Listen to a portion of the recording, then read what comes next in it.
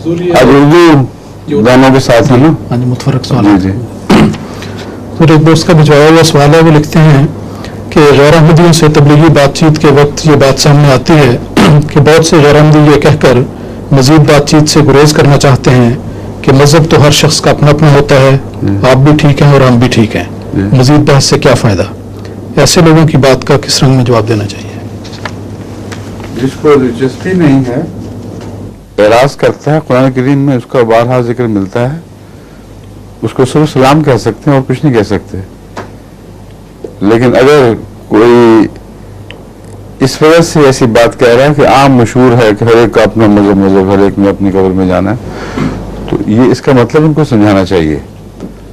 अगर हर एक का अपना मजहब अपना अपना मजहब बात हो तो खुदा के रसूल क्यों आते हैं और वो इनकलाबात क्यों बर्पा करते हैं। इसलिए जहाँ तक जवाबदेही का ताल्लुक है, ये दुरुस्त है कि हर एक का अपना मजहब है, खुदा को जवाबदेही का। जहाँ तक तलाश हक का ताल्लुक है, ये भी जवाबदेही में दाखिल होगी कि क्या तुम्हें पैगाम पहुंचा था कि नहीं। चुनांचे कुरान करीम ने इसको जवाबदेही में दाखिल फरमाकर बयान किया है। मुझे पूछा जाएगा क्या मेरी तरफ से तुम्हारे पास डराने वाले और खुशखबरी देने वाले आए थे कि नहीं, क्या तुम्हें आवाज पहुंची थी कि नहीं, वो कहेंगे हाँ। तो उनको इस तरह समझाएं कि देखें आप जवाबदेह हैं और जवाबदेही में ये बात दाखिल होगी कि मेरी तरफ से आवाज पहुंचेगी कि नहीं। दूसरी बात, उनसे ये पूछना चाहिए कि आप किसी इमाम किसी मुसले की आमद के कायल हैं कि नहीं। अगर वो कहें हैं तो उसका तभी कतई जवाब यह है कि फिर वो आपको आवाज पहुंचाएगा कि नहीं। अगर पहुंचाएगा तो क्या हर एक उसको ये जवाब देगा कि मजहब अपना अपना है।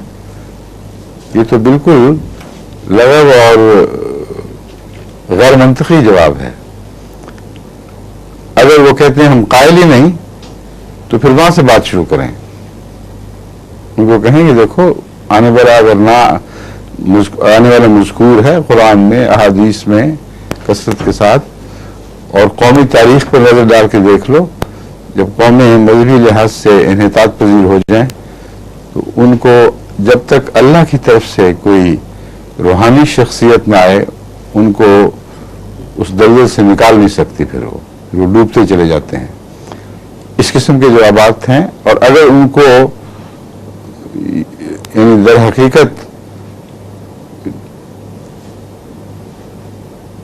इस सवाल के ठोस होने की वजह से वो यानी इस जवाब को ठोस नहीं समझते, बात ये भी होता है, अपने जवाब को खुद ठोस नहीं समझ रहे होते, पीछा छुड़ाने की गरज से करते हैं बात।